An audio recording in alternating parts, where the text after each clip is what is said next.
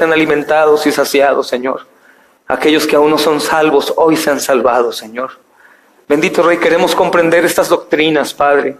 Y te quiero pedir que no únicamente se queden en nosotros, sino que todos aquí vayan, Señor, a sembrar, Dios, tu palabra, y que tú, Señor, coseches cuando sea el tiempo, Señor, de la cosecha. Te pedimos por nuestra familia perdida, nuestros hijos, nuestros vecinos, Señor, nuestros amigos, Padre, que aún no te conozcan, que aún no creen. Pedimos por salvación. Úsanos, Padre, para que todo aquel que respire, que esté alrededor nuestro, pueda escuchar tu evangelio a través de nosotros, Señor. No a nosotros, Señor, sino a tu nombre gloria, por tu misericordia y tu verdad. Gracias por tu Jesús que nos has dado, Señor, a todos nosotros. En Cristo oramos. Amén y amén. Estamos viendo, hermanos, un estudio necesario para tu evangelismo, pero también para tu vida y la práctica del cristianismo. Es un estudio, hermanos, que es necesario que todo cristiano pueda reconocer estas doctrinas, abrazarlas para poner en práctica. Muchas veces lo que te ocasiona caer en el cristianismo y no actuar como cristiano, como embajador, según nuestro texto, es que no tienes el conocimiento de lo que tienes que decir. Y nuestro peor enemigo no es Satanás, hermanos, en esa área. En esa área, el peor enemigo eres tú mismo. Porque te frenas por el sufrimiento de la persona en ocasiones y no le dices la verdad por miedo a ofenderlo. O te frenas porque probablemente las palabras que vas a decir en el momento que la persona está atravesando no son adecuadas. O te frenas porque simplemente no conoces de lo que quieres hablar. O lo conoces pero no lo entiendes. Entonces es importante comprender el evangelio, hermanos. Comprender qué es la buena nueva y por qué. Y al momento de entenderlo en su totalidad, poder ponerlo en práctica, recordando que el Señor nos dio este ministerio para reconciliar a otros con Dios. Por eso esta escritura la vamos a estar leyendo y leyendo y leyendo hasta que no únicamente te la sepas de memoria, sino que también entiendas lo que dice ahí. ¿Qué es ser nombrado embajador del reino, hermanos de Dios? ¿Qué quiere decir que Dios ruega a través nuestro, reconcíliense conmigo? ¿Qué es eso? ¿Es verdad esos textos?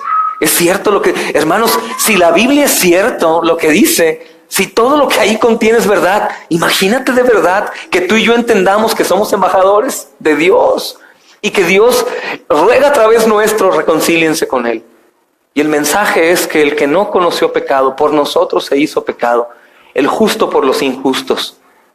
Los injustos son todos los que están en el mundo. Hermanos, vimos primeramente al iniciar el estudio, el primer tema, que fue el dilema divino y el evangelio.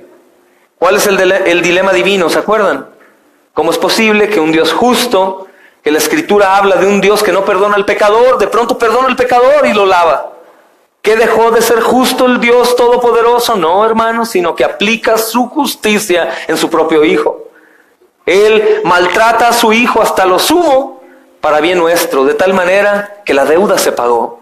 Es fabuloso, hermanos. La deuda se pagó en su totalidad. La seguridad de la salvación de los creyentes no radica en su santidad únicamente, sino radica en aquel que pagó su deuda, hermanos. Ahí está la seguridad de nuestra salvación. ¿Cómo es posible que un Dios justo pueda simplemente perdonar y ya? ¿Cómo? ¿Dios dejó de ser justo? ¿O qué pasó? No, hermanos, castigó a su propio Hijo, sometiéndole un padecimiento horrendo en la cruz del Calvario. Lo abandonó. Al grado que el mismo Jesús levanta una oración famosa en las películas: Padre, ¿por qué me has abandonado? Pero imagina la voz de un hombre valiente como Jesús, lleno de poder, siendo Dios, hermanos, Cristo, y diciendo al Padre: Padre, ¿por qué me has abandonado? Imagina el dolor y el sufrimiento que había en él para levantar un clamor público. Aunque obviamente sabía que iba a despertar en los incrédulos muchas cosas. Ahí está tu Dios que te abandona. ¿No te han dicho a ti alguna vez eso? ¿Y luego? ¿Estás pobre? ¿Y tu Dios dónde está? Ese Dios que sigues. ¿Te enfermaste? ¿Y tu Dios? ¿No que tu Dios es el Todopoderoso? Alguna vez yo lo he escuchado y el Señor padeció lo mismo, hermanos. fue castigado por el Padre. No simplemente nos perdona Dios, sino que alguien pagó la deuda para que haya perdón en Cristo Jesús. Vimos el dilema presentado en las Escrituras, es lo importante. Podría hablarte mucho, pero si no te doy los textos, pues de nada sirve. Vimos textos, vimos la respuesta divina acerca de esto. Es una de las declaraciones más grandes en la Escritura, que nada es imposible para Dios.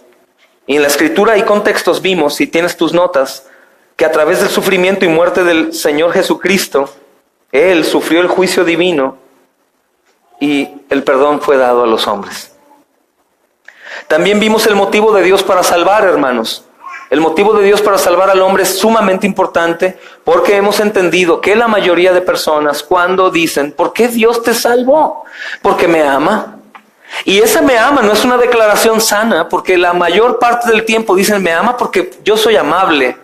No digo de servicial, sino me doy a amar con facilidad.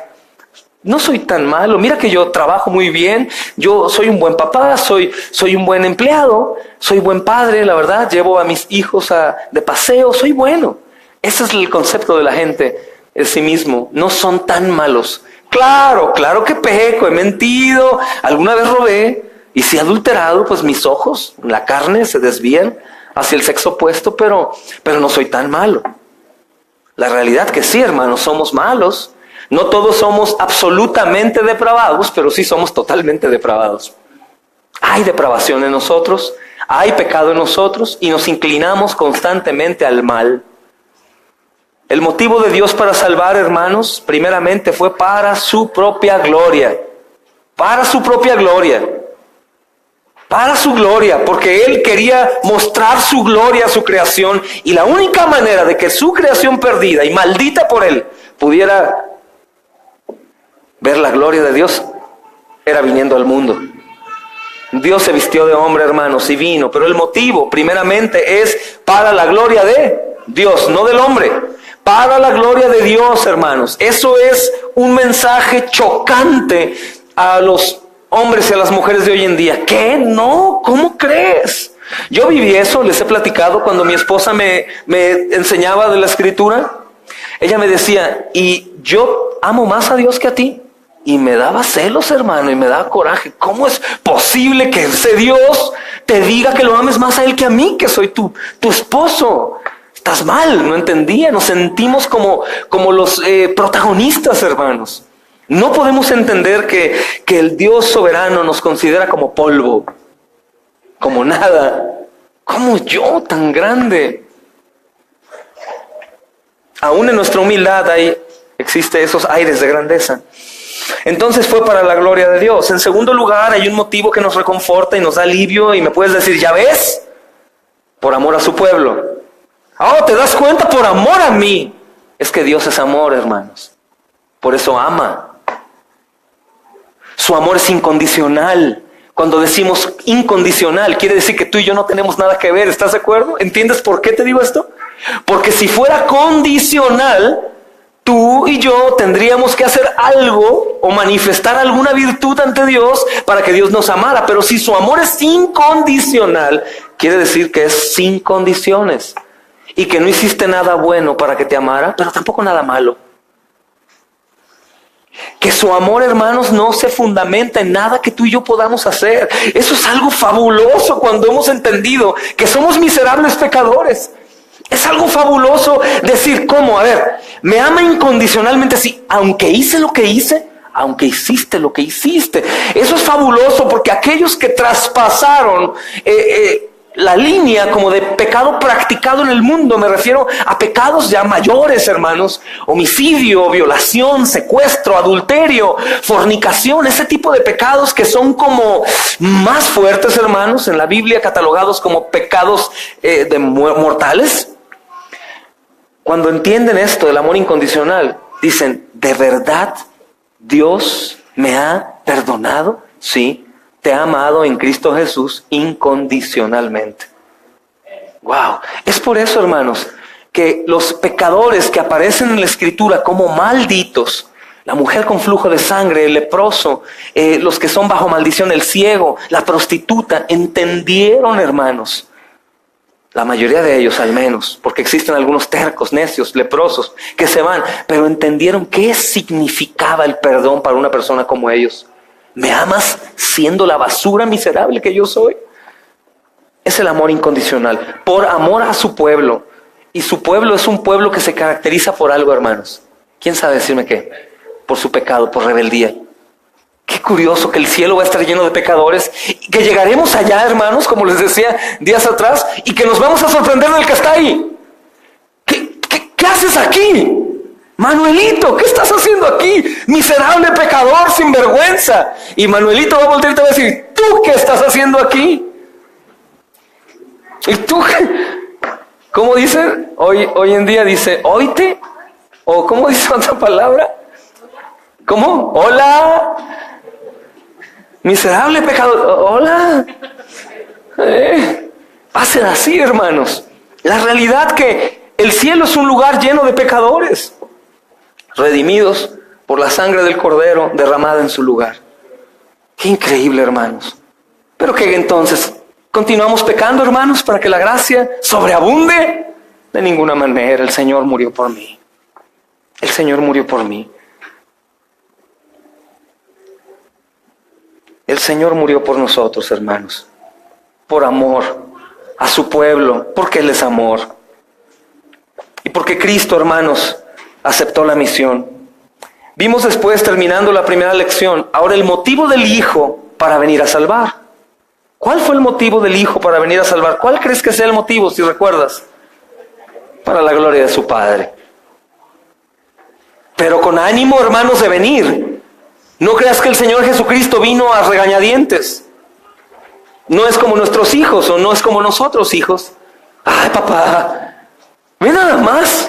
Ve que hipócritas, mentirosos, borrachos, adúlteros, sucios, te odian.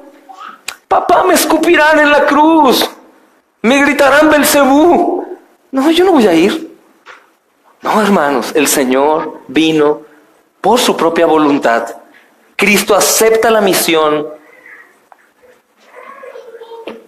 en su totalidad.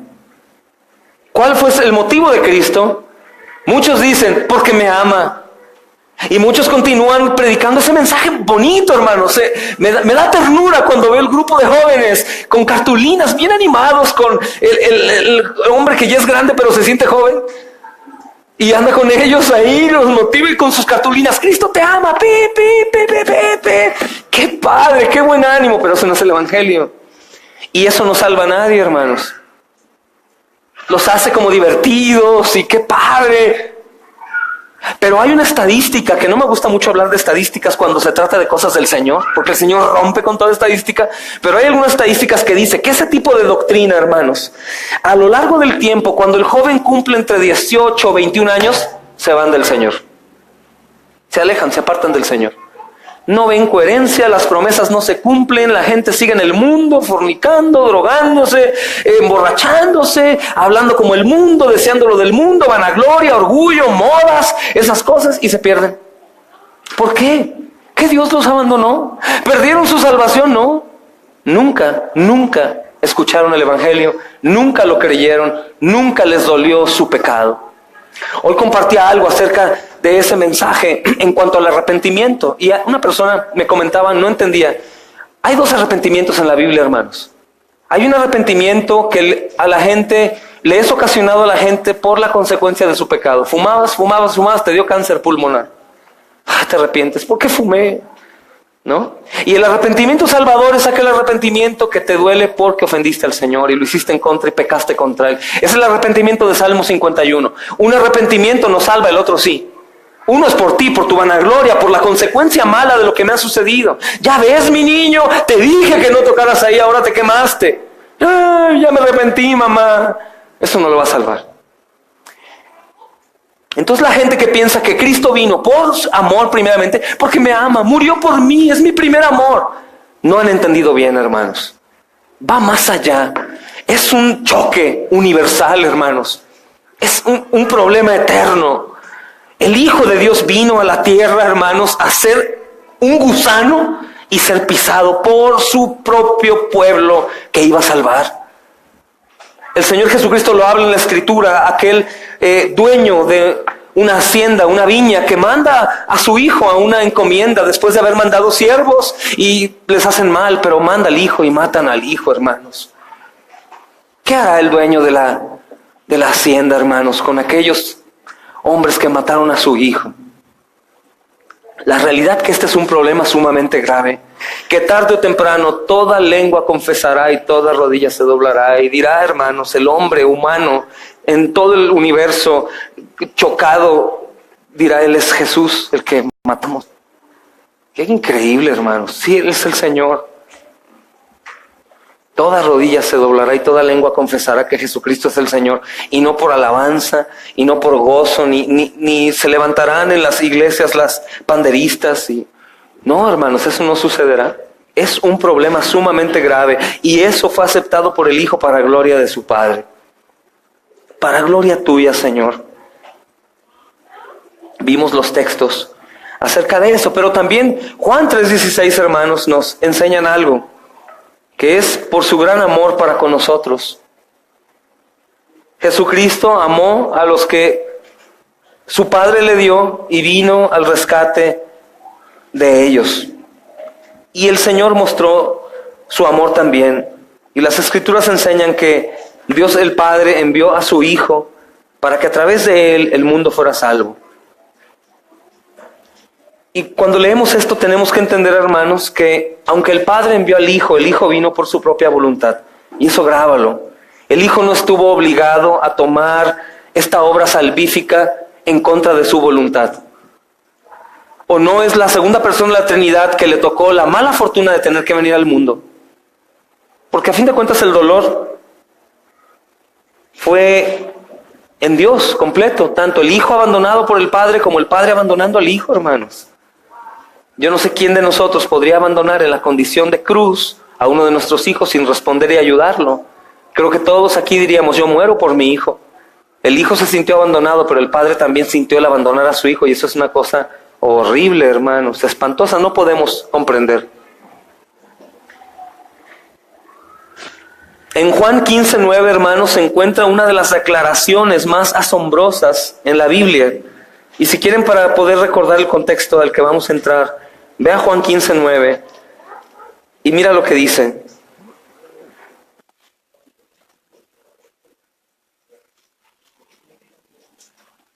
Dice, como el Padre me ha amado, así también yo os he amado. Permaneced en mi amor.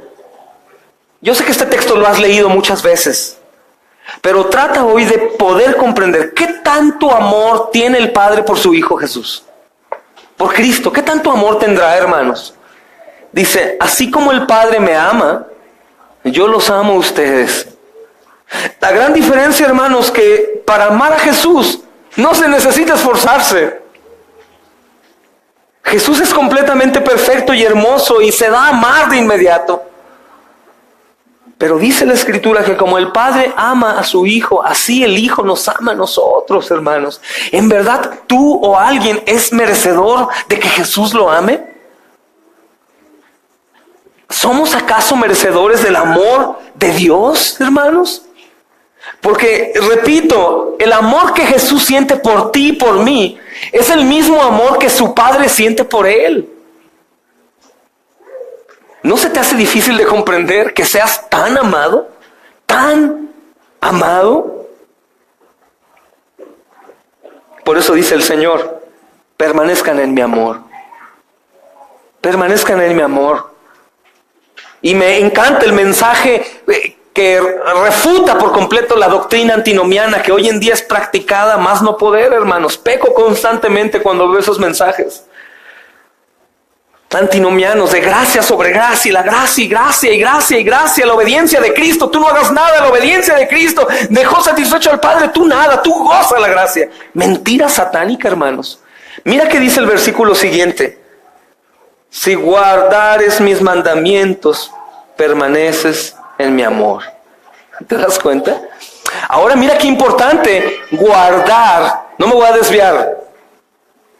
Me apasiona este tema, hermanos, de la obediencia del cristiano, pero guardar no es lo mismo que obedecer. Obedecer es bajo una orden o un pueblo subyugado que está obligado a tener que cumplir, y guardar es, mi hermano Tony, tengo un tesoro, una herencia de mi padre, guárdalo en el lugar más seguro y más preciado que tengas. Sí, pastor, yo lo voy a guardar con todo mi amor. Eso es lo que dice, guarda. Guarda. Y cuando quieras entender qué tipo de instrucción es la que Dios da a sus hijos, ve a Proverbios, para que veas con qué amor el Padre habla a sus hijos acerca de obedecer y de guardar, de permanecer. Pero bueno, hermanos, me voy al tema. Obedezcan, cristianos justificados, pueden obedecer al Señor. Pueden obedecer al Señor. Aunque no participas en tu salvación, la obediencia agrada al Padre. Por supuesto, no sé si a ti no te agrada que tu hijo te obedezca.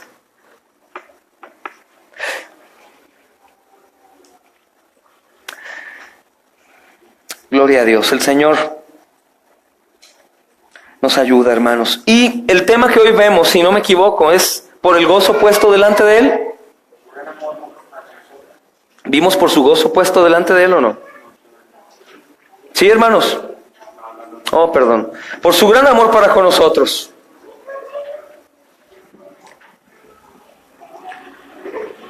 Ok, de acuerdo a las Escrituras, hermanos, fue el amor lo que llevó a Cristo a rendir su vida por su pueblo. Primeramente para gloria de su Padre, pero en segundo lugar, el amor hacia su pueblo. Ahora es importante entender esta doctrina, hermanos, también, acerca de esta pequeña porción de su pueblo. ¿Tú sabes que Jesús ya sabía a lo que venía a la tierra? Ok, entonces, si el segundo lugar, motivo, bíblicamente hablando, es salvar a su pueblo, entonces quiere decir que Él sabía quién era su pueblo. ¿O se le fue ocurriendo en el camino? Él sabía quién venía a salvar, hermanos. Entonces, si Él sabía a quién venía a salvar, mira qué belleza, hermano. Cuando tú te has preguntado, ¿cómo es posible que yo haya resistido vivo hasta hoy después de todo lo que viví? Sencillo. Lo que sucede que eras de Jesús. Y Él es el dueño de la vida, el que la da y la quita. Y aún en su amor, dejó que estuvieras muerto en tus delitos y pecados durante tanto tiempo. Aún en su amor, no te cortó de la vida terrenal. Te dejó hacer lo que tú quisieras hasta que el tiempo se cumpliera y viniera a salvarte.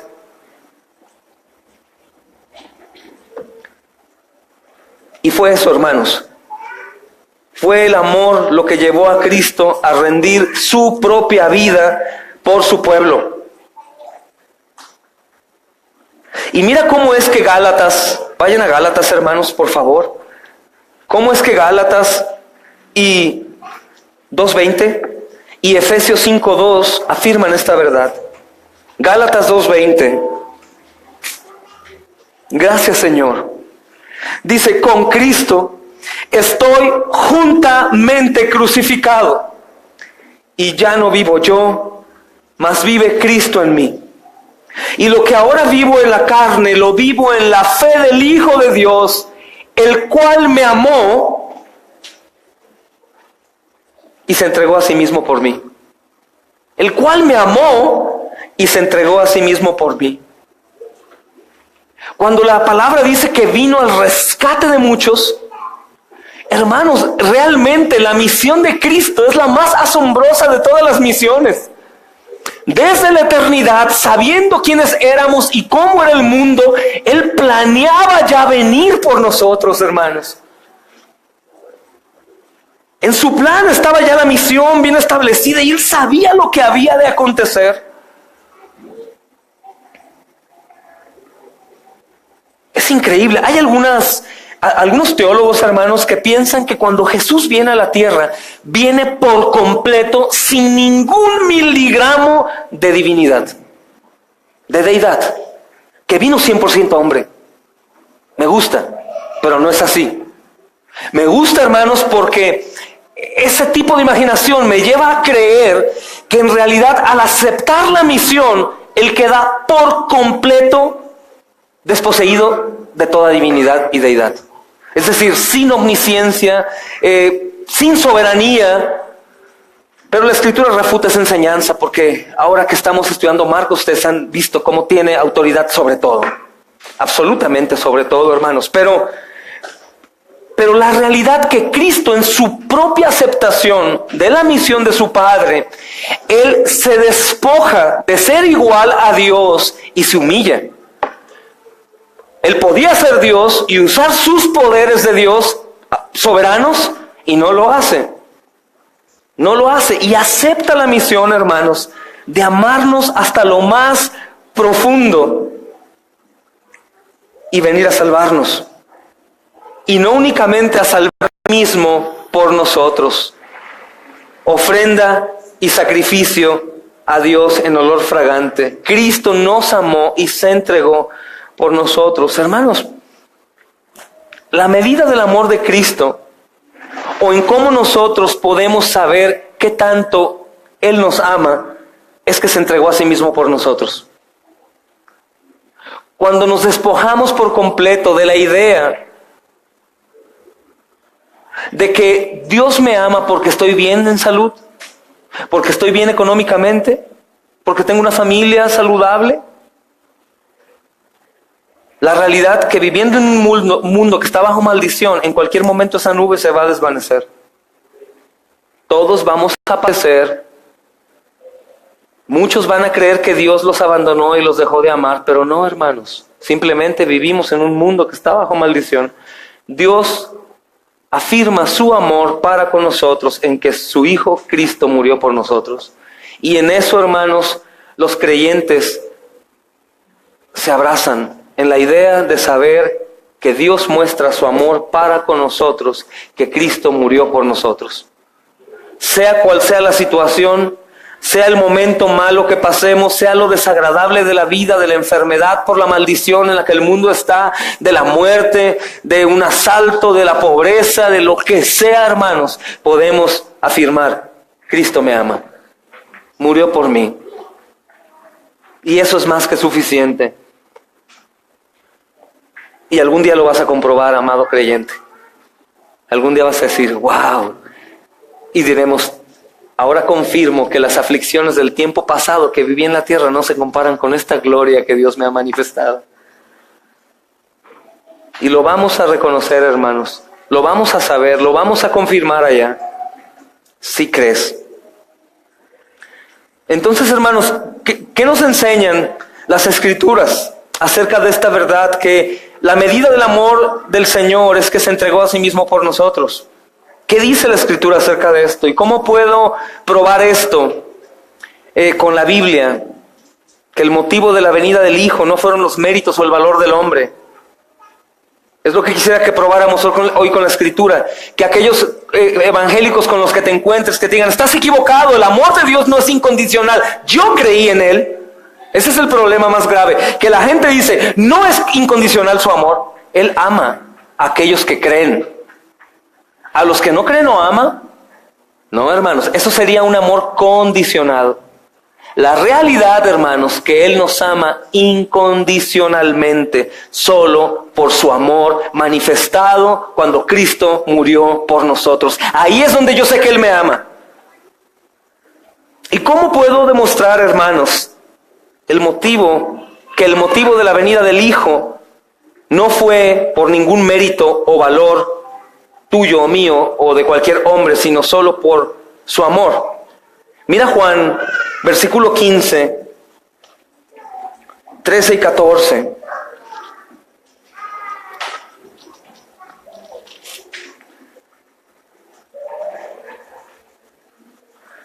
Dice: nadie tiene mayor amor que este, que uno ponga su vida por sus amigos. Ustedes son mis amigos si hacen lo que yo les mando.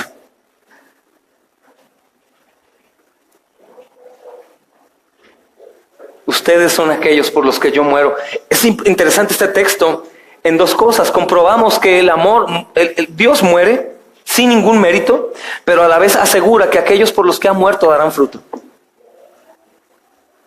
O sea, Este texto no está enseñando legalismo, hermanos. Pórtate bien para que Él te ame, no. Sino que este texto está hablando primero de alguien que se entrega. ¿Y cómo sé quiénes son esos por los que te entregaste? Es que ellos obedecerán. Qué belleza, ¿no, hermanos? ¿Cómo puedo saber quién es el que es tuyo, Señor? Es que por sus frutos. Claro, por sus frutos. Por sus frutos ellos van a obedecerme, ellos van a amarme, ellos van a congregarse, ellos van a permanecer juntos. Ellos se van a amar, van a ser generosos. Así es mi pueblo como yo soy. ¿Por qué? Porque yo vivo en ellos.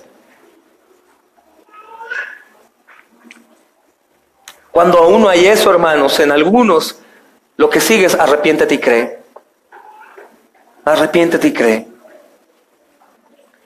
Mira primera de Juan 3:16, en el mismo contexto que estamos estudiando, hermanos.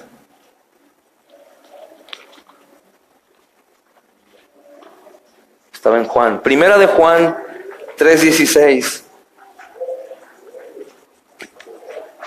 En esto hemos conocido el amor. Ok, hoy ya sé que soy amado por Él. ¿Por qué? ¿En qué? En que Él puso su vida por nosotros. También nosotros tenemos que poner nuestras vidas por los hermanos. Por eso el Señor nos enfatiza tanto, sermón tras sermón, el amor, el servicio, la hospitalidad, la generosidad, la unidad, la comunión, la oración de intercesión por hermanos. Es una necesidad del creyente. En esto conozco su amor, no en algo bueno que yo hice, sino que Él puso su vida por nosotros. ¿Quiénes somos nosotros? ¿Cómo éramos nosotros? Eso no importa, yo te amé antes de que tú te dieras cuenta. Morí por ti. De hecho, Cristo murió antes de que te arrepintieras. Es impresionante, hermanos.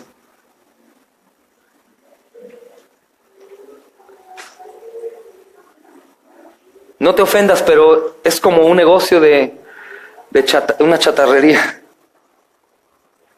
El Señor compró chatarra y basura para después hacer cosas funcionales.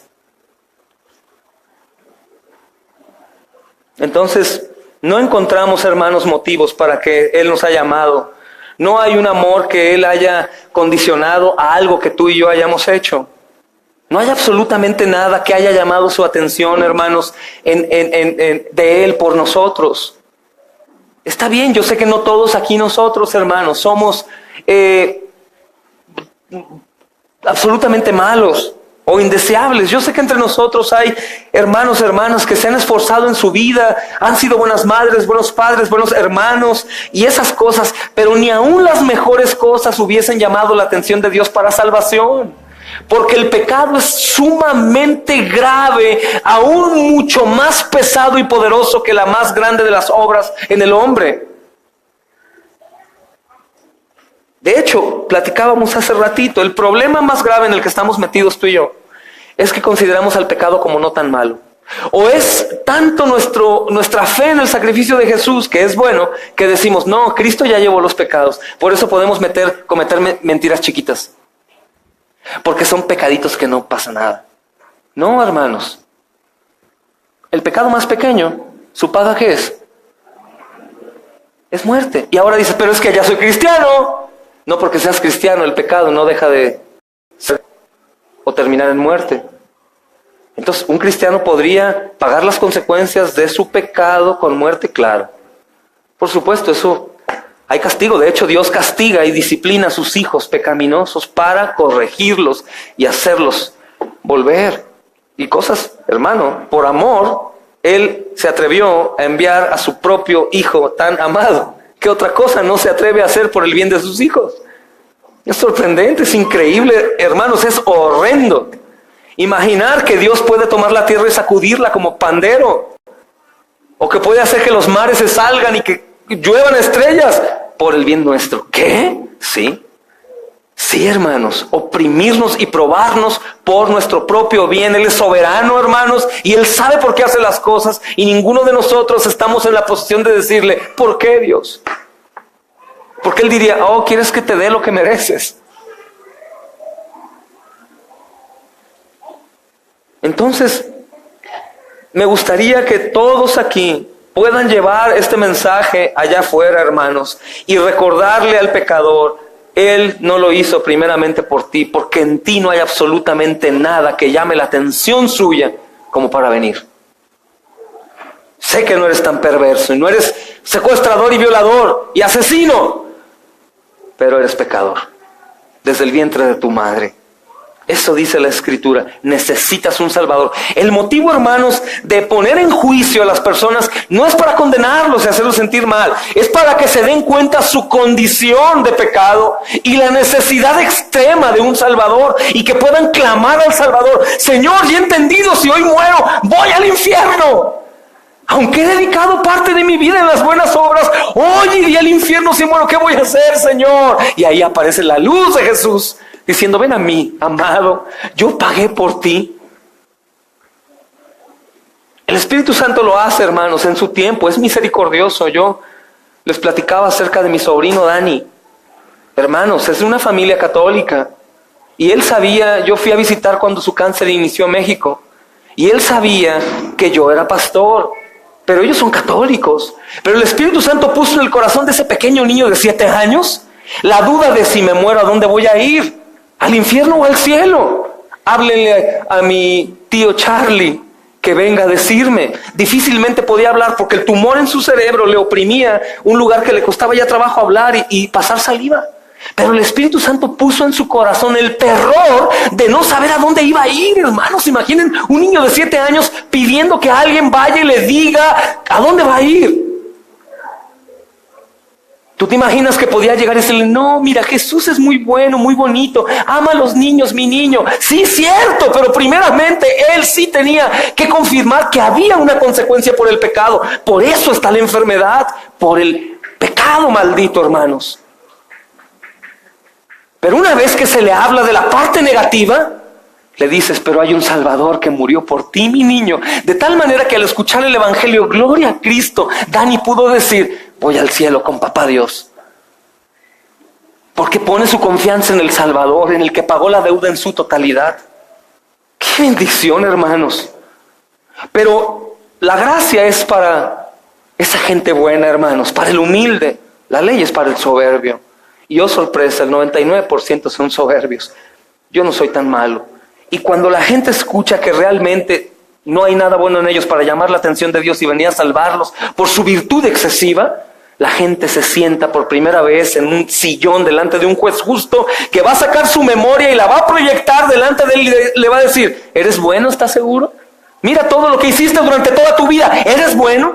¿Entrarías a un lugar completamente puro? Y el pecador dice: no, ¿qué voy a hacer ahora? Ahora debes de creer en Jesús. Yo lo envié y Él vino voluntariamente y pagó por ti. Gratis. El tercer motivo, hermanos, hay un tercer motivo, es por el gozo puesto delante de Él.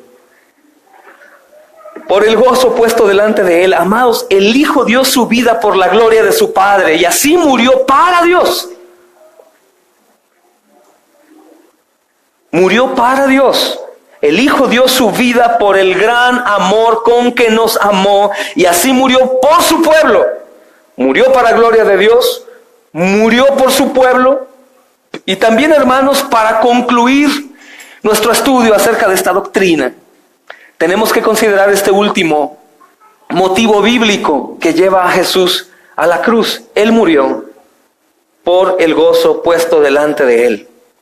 ¿Cuál crees que es ese gozo puesto delante de Él?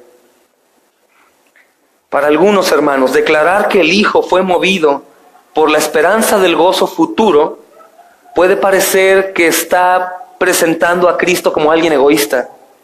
Muchos pueden llegar a decirte esto: ay, ¿cómo crees que Él está pensando en eso? No, Él no.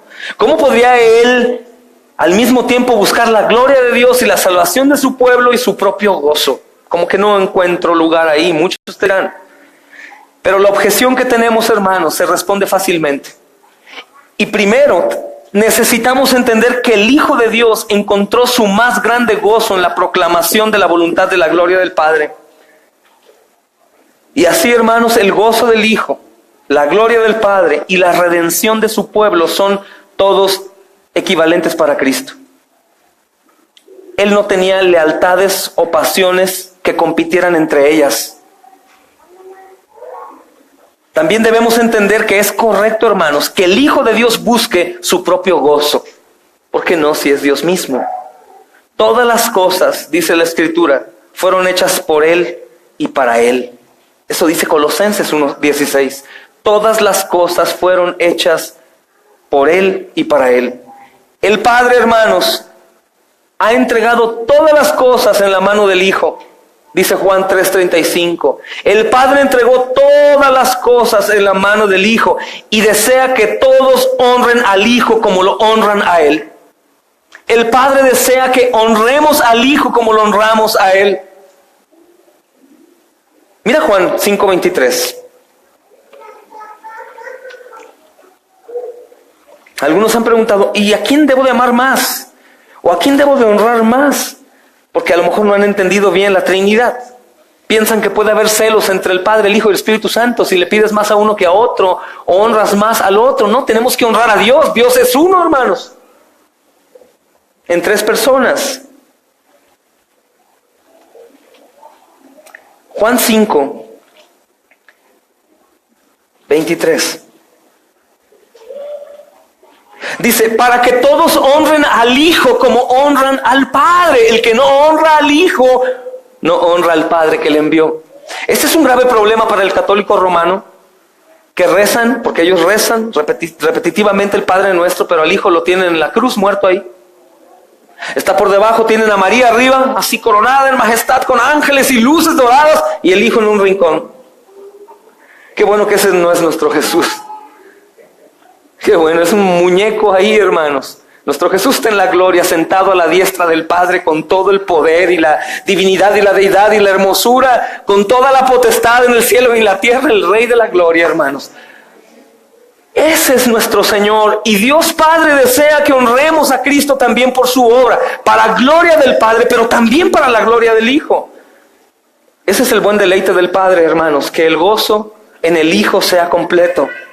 Toda la creación, en todas sus esferas, tienen un propósito grande y final. ¿Sabes cuál es? Glorificar y traer deleite al Hijo de Dios. Y la creación misma gime a esa manifestación de aquellos que el Hijo vino a salvar. Como dice Paul Washer, es que nos imaginamos que únicamente vino a salvar al mundo y cargó sus pecaditos. No, cargó absolutamente todo el infinito, hermanos, en la cruz.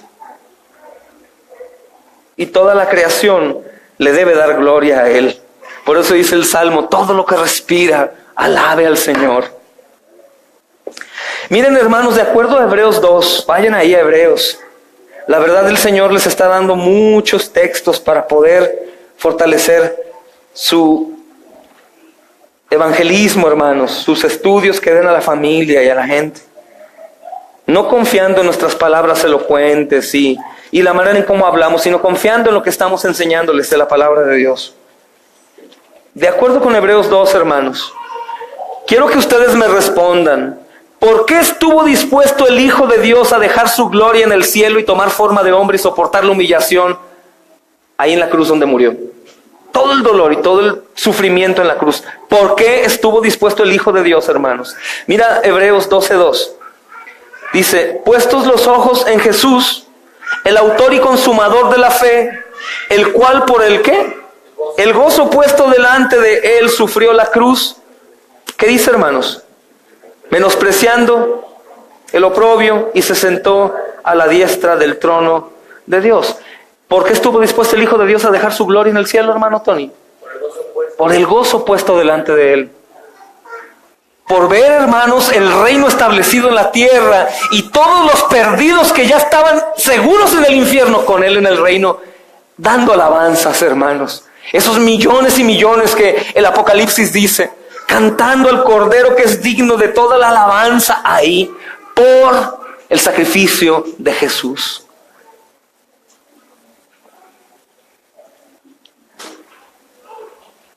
Lo he predicado mucho en la calle, algo que Paul Washer comentó alguna vez. Pero ¿cómo es posible que millones de millones, que todo se haya arreglado? Que la deuda haya sido pagada. ¿Cómo es posible que él haya podido pagar por todos los hombres? Es que ese hombre es mucho más valioso que todos los hombres y todas las cosas que puedan existir. El Hijo de Dios, Dios hombre, hermanos. Nuestro pecado y nuestra mente está muy, pero muy incapaz de entender esto, hermanos. Entonces Hebreos 12:2 enseña claramente que el motivo que llevó a Cristo, hermanos, a la cruz del Calvario fue el gozo puesto delante de Él. Sin embargo, también, hermanos, debemos preguntarnos, ¿en qué consiste ese gozo? Aparte de lo que yo pueda decirte, de lo que el Señor sabía que iba a lograr en su sacrificio, vayamos a la Escritura para confirmar esto y edificarnos más. ¿Qué dice el Salmo 16?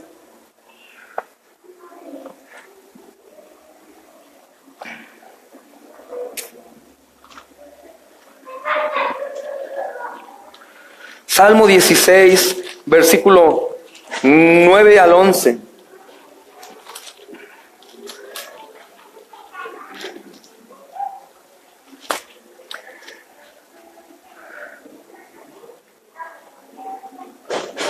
Salmo 16, 9 al 11, ¿verdad? Dice, se alegró por tanto mi corazón y se goza mi alma. Mi carne también reposará confiadamente, porque no dejarás mi alma en el Seol, ni permitirás que tu santo vea corrupción. Me mostrarás la senda de la vida, en tu presencia hay plenitud de gozo, delicias a tu diestra. ¿Para cuándo? Para siempre, hermanos. El sacrificio de Jesús lleva una plenitud completa y eterna. Por eso dice alguien por ahí que ¿qué sucedería? Jesús sabía que el Padre le rescataría en esos días en los que Él murió. Sabía que el Padre le amaba, que no había pecado en Él y que lo rescataría. Pero aún así su cuerpo físico estalla en sus vasos sanguíneos. Aunque sabía que iba a ser rescatado. ¿Qué será de aquellos que no van a gozar de la plenitud y el gozo eterno si supieran lo que es ser abandonados por Dios por la eternidad, hermanos? Que nunca van a ser rescatados.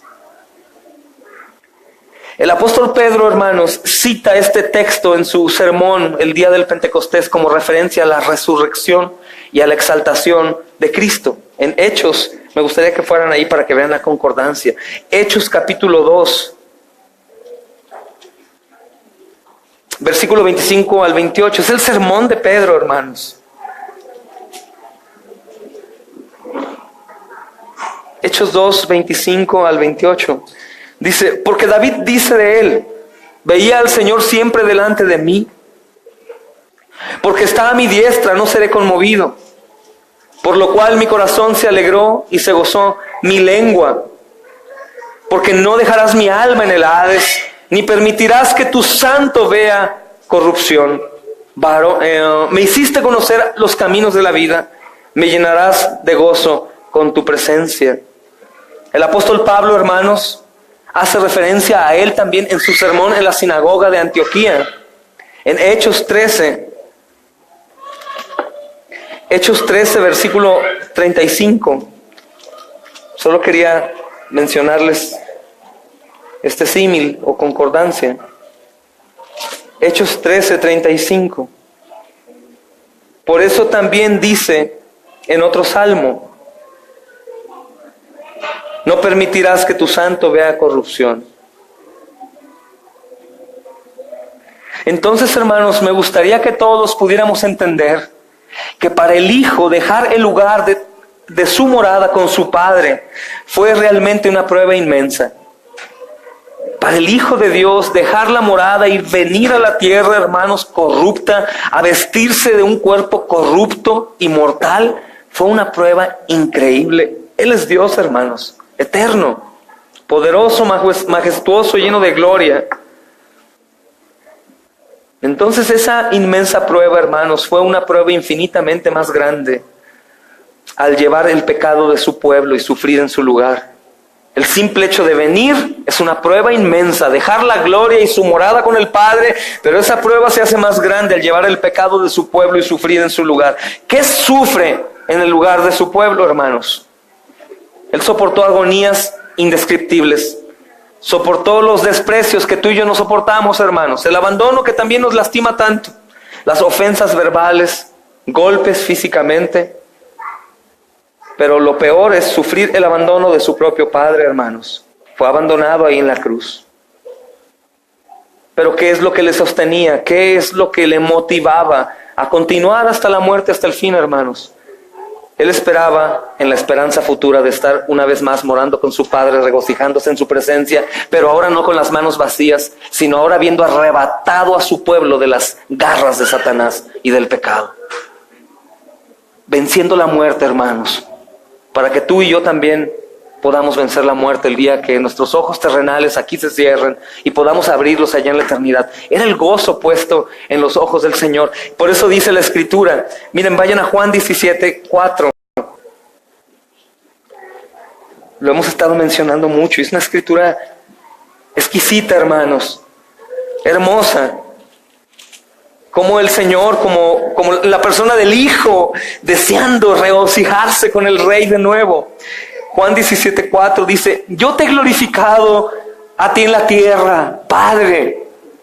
He acabado la obra que me diste que hiciese. Bendito Rey, hermanos. Ahora pues, Padre, glorifícame tú al lado tuyo con aquella gloria que tuve contigo antes de que el mundo fuese. Mira el versículo 24. Padre, aquellos que me has dado quiero que donde yo estoy, también ellos estén conmigo, para que vean mi gloria que tú me has dado, porque me has amado desde antes de la fundación del mundo. Cristo es el amén de Dios, y si Cristo dice que los suyos van a estar con Él, viendo la gloria del Padre, es porque los suyos estarán, hermanos. Y lo mejor que si su amor es incondicional, quiero que tengas paz en esto. Si tú te has arrepentido, has creído en verdad y has manifestado fruto de tu salvación, aunque tú continúes pecando, hermano, como todos, tú verás la gloria del Padre. Pues es una petición del Hijo al que se le dio toda potestad en el cielo y en la tierra, y que el Padre concederá todas sus peticiones. Si somos salvos eternamente, el apóstol Pablo dice a los romanos que es porque el Señor Jesús está intercediendo por nosotros todo el tiempo. Todo el tiempo, todo el tiempo, todo el tiempo. Ese es el gozo puesto delante de Él. Regresar a su morada eterna, con un pacto eterno, que ya no haría que Jesús volviera. El venir fue una vez y para siempre, hermanos. El mundo ya no necesita otro redentor.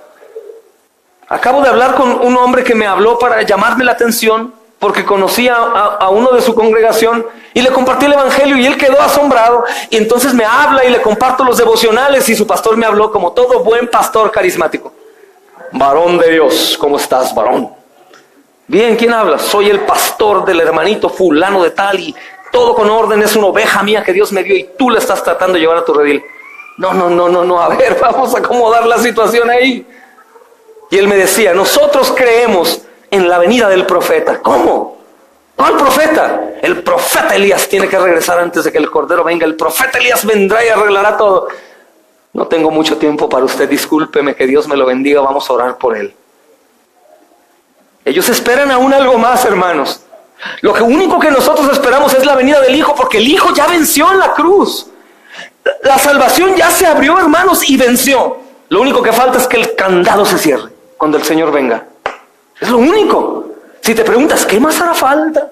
¿Qué pasará, hermanos? ¿Que no hay guerras ya? ¿Que no hay pestes? ¿No hay hambres? ¿No se ha levantado nación contra nación? ¿No se ha enfriado el amor de muchos? ¿No hay familias divididas que se atacan entre ellas? ¿No está el mundo de cabeza y peor aún, hermanos? ¿No está el evangelio ya traducido casi en todas las lenguas que hay en la tierra? ¿Qué falta, hermanos? Que el Señor venga. Que el Señor venga. Y que recoja a su pueblo, hermanos, pecador, redimido por la sangre del Cordero. Ahí está nuestra seguridad, no en nosotros mismos. Qué gran alivio.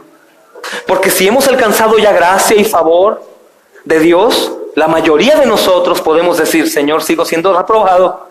Qué bendición si piensas así. Qué bendición que te consideres y te confieses reprobado, porque el Señor compró reprobados. Y Él los exentó del examen porque Él hizo el examen por nosotros, hermanos. ¿Y con qué crees que lo pasó? Con calificación perfecta. Vengan a mí los amados de mi Padre y vayamos al reino. Ahí he preparado muchas moradas para cada uno de ustedes, pero no soy digno, lo sé. Gloria a Dios, hermanos. Entonces parte del gozo que movió a Cristo a ofrecerse a sí mismo por los pecados de su pueblo fue su futura glorificación, volver a su gloria, a su estado natural, hermanos, o a la exaltación, al lugar en donde Él era legítimamente rey. Desde antes de la fundación del mundo, hermanos, el gozo puesto delante de Él es que Él iba a regresar como Señor y Salvador y vencedor y Rey de reyes y soberano, pero no con las manos vacías, sino con una lista de rollos llena de nombres. Ahí cargando, hermanos, con todos los nombres de su pueblo escritos con su sangre hasta la última de las personas. Ninguno se le fue. Su sangre, que es la que fue derramada para el pago de nuestros pecados, se vació en su totalidad hasta que agua salió, hermanos. No regresó con las manos vacías, sino regresó como quien era, pero ahora con un listado de sus ovejas ahí, hermanos. Bendito nuestro Salvador. Amor incondicional, muerte en la cruz, resurrección, victoria. Somos más que vencedores por medio de aquel que nos amó, hermanos. ¿Puedes entenderlo? Insisto, es una bendición que te sientas indigno que el Señor Jesucristo haya muerto por ti. Para mí es un gozo cuando escucho a alguno de ustedes que me dice, pues no entiendo, yo creo que si viene el Señor ahorita estoy reprobado. Gloria a Dios, el Espíritu Santo está haciendo la obra en ti. Me preocupan aquellos que nunca dicen nada, que están bien, que se sienten como pasados ahí bien seguros. Porque no puede existir el salvado, hermanos, que se sienta digno de su salvación. Todos se sienten reprobados. Es la característica de aquellas ovejas necesitadas de un pastor y que no entienden cómo es posible que el Señor murió por mí. Él regresó, hermanos, victorioso y nos da la victoria a través de su sacrificio. El gozo de ganar para sí un pueblo redimido, hermanos. Antes de la fundación del mundo, Dios lo dispuso para salvar a un pueblo de la multitud de la humanidad pecadora. Escucha bien esto y tienes que creerlo también. Es necesario. La salvación no fue un plan que se le ocurrió porque Adán y Eva cayeron, hermanos. Oh, me traicionaron. ¿Qué haré ahora? ¿Qué haré? Muchos no saben si primeramente planeó la caída o planeó la redención.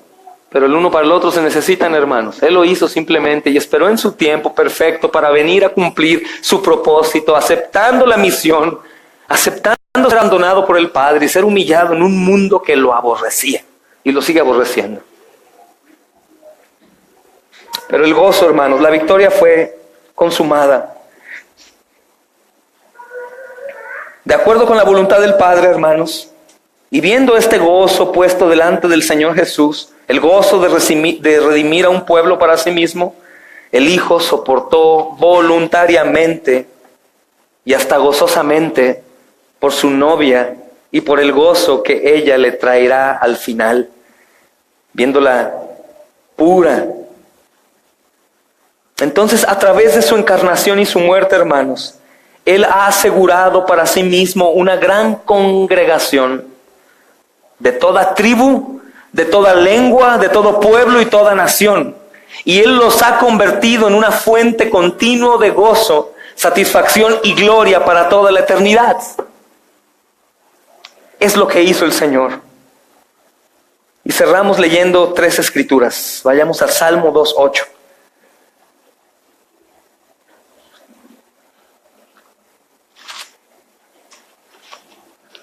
Salmo 2:8, hermanos. Pídeme y te daré por herencia las naciones y como posesión tuya los confines de la tierra. Mira Isaías 53:11, por favor.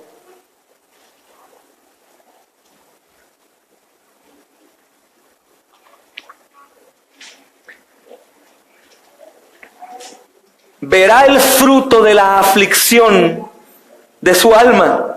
¿Y qué dice? Y quedará satisfecho.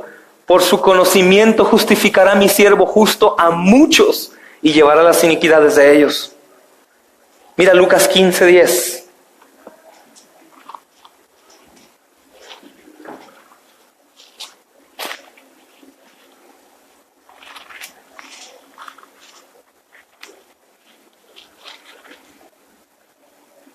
Así os digo que hay gozo delante de los ángeles de Dios por un pecador que se arrepiente. Y lea al final Apocalipsis 5.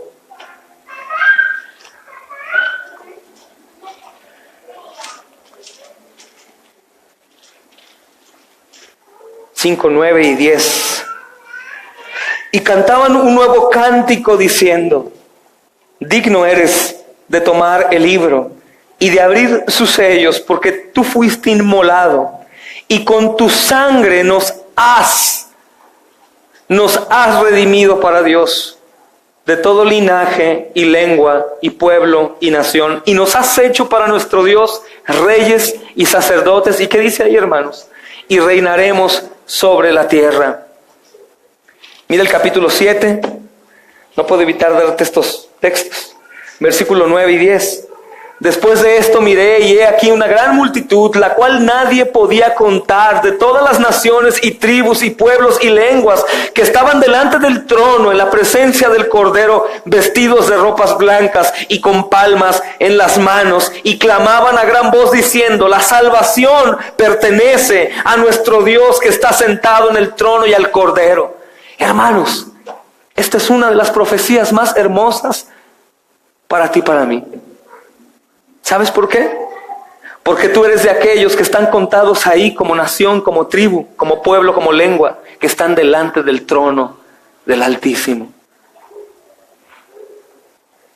Algún día podremos decir como el Señor Jesucristo dijo, leyendo Isaías 61, estando ahí delante del trono, y podremos decir esta escritura de Apocalipsis: el día de hoy se ha cumplido esta escritura, hermanos. Gracias al Rey de Reyes. Y cerremos por último, hermanos, y perdón, Apocalipsis 22, versículo 3 y 5, y oramos y nos vamos.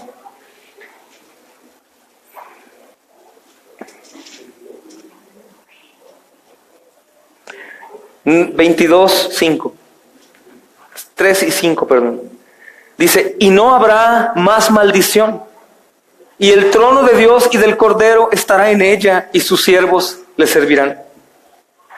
Y verán su rostro, y su nombre estará en sus frentes.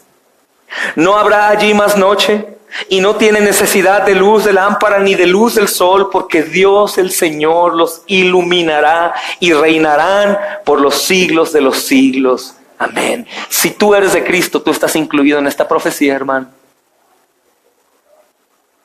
Y todo esto, no por ti, ni porque corras, ni porque quieras, sino porque Él tuvo misericordia de nosotros. Vamos a orar, hermanos.